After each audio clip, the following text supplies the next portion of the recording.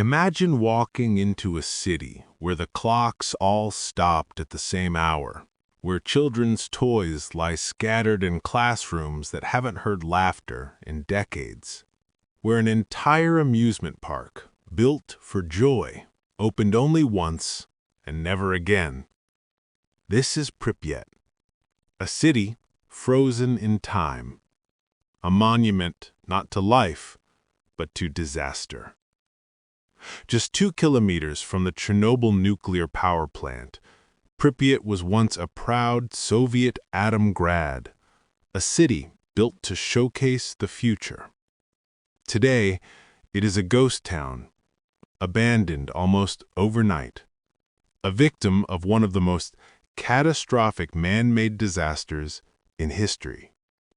But the story of Pripyat is more than just radiation and ruins. It's about ambition, secrecy, human error, and the haunting aftermath that turned a model city into a forbidden zone. A city born of the atom. To understand Pripyat, we must go back to the 1970s. The Soviet Union was locked in an arms race, a space race, an energy race. Nuclear power was the future, and Moscow was determined to lead. In 1970, construction began on a new city in northern Ukraine. The purpose? To house the scientists, engineers, and workers of the Chernobyl Nuclear Power Plant, which was already under construction nearby. The city was named Pripyat, after the river flowing past its northern edge. Unlike many dreary Soviet towns, Pripyat was designed as a model city, modern, young, and vibrant. It was not a place of poverty or gray industrial despair. Instead, it was meant to be a showcase, proof that the Soviet dream could be clean, powerful, and full of life. By 1986, when disaster struck, Pripyat had about 50,000 residents, most of them young families. The average age was under 26. It was a city of the future, populated by people who believed they were building the future. Everyday life in a nuclear city. To walk through Pripyat before the disaster would have been to see a community thriving. There were schools and kindergartens filled with children, 5 secondary schools, and 1 vocational technical college. There were hospitals, a cultural palace, sports halls, cinemas, and a stadium. Shops were stocked better than in many parts of the USSR. Residents had access to cafes, restaurants, and even luxuries like imported goods. For Soviet citizens, life in Pripyat was considered prestigious. At the heart of the city stood the Palace of Culture Energetic, a hub for theater, concerts, and community gatherings. Nearby, a large hotel hosted visiting dignitaries. And rising above it all were the neat white apartment blocks, orderly, modern, comfortable. And there was the crown jewel of Pripyat's pride city, an amusement park. Complete with bumper cars and a bright yellow Ferris wheel, the park was scheduled to open on May 1st, 1986. It never opened. Instead, the ride stood still, untouched, becoming silent icons of the disaster that came days earlier. April 26, 1986. The night everything changed. It was just after 1:23 a.m. on April 26, 1986. Inside Reactor 4 of the Chernobyl Nuclear Power Plant, engineers were running a safety test. The idea was simple: see if the reactor could still be cooled in the event of a power outage. But the test spiraled into chaos. Due to a combination of design flaws in the RBMK reactor and critical human errors, control of the reactor was lost. Power surged, fuel rods overheated, and then a massive explosion tore through the building.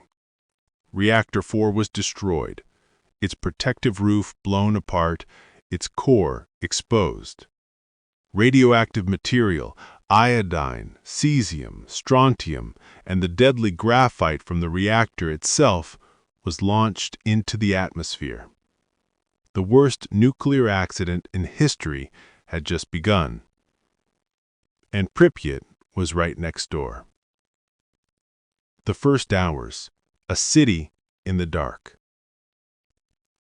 Here's what's chilling. For the first 36 hours, life in Pripyat went on almost normally. The explosion lit up the night sky. Some residents were woken by the blast. Many saw the strange glow rising from the power plant, a blue, eerie, ionizing radiation light. Children thought it was beautiful. Families gathered on balconies to watch. They didn't know they were bathing in invisible poison. The Soviet authorities said nothing. They were debating, calculating, hiding. In Moscow, leaders argued over whether to evacuate at all, fearing panic, embarrassment, and international scrutiny. Meanwhile, radiation spread silently across Pripyat. The evacuation, a city emptied in 3 hours. Finally, on April 27, 1986, 36 hours after the explosion, the order was given. Pripyat would be evacuated. Officials went door to door, announcing through loudspeakers, "Comrades, for temporary inconvenience, you must evacuate. Take only essentials, this is temporary. You will be able to return in 3 days." It was a lie. At 2 p.m., a convoy of 1,200 buses rolled into the city.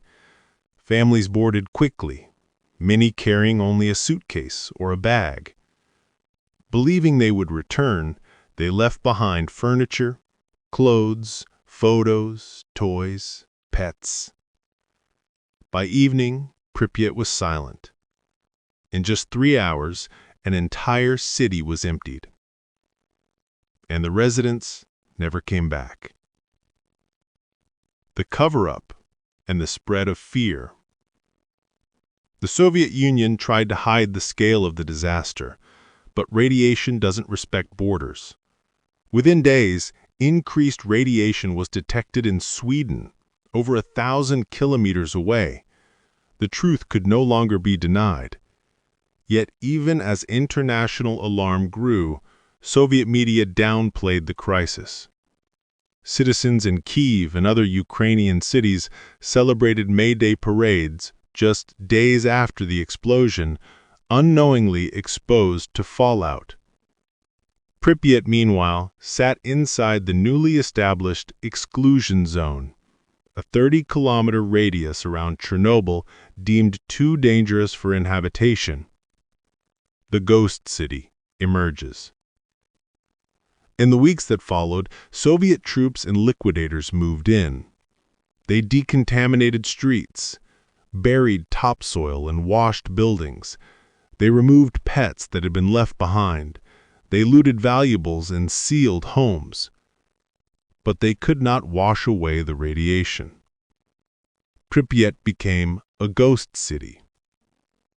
Over the years, the silence deepened. Schools still had textbooks open on desks. Kindergartens had toys scattered across the floor.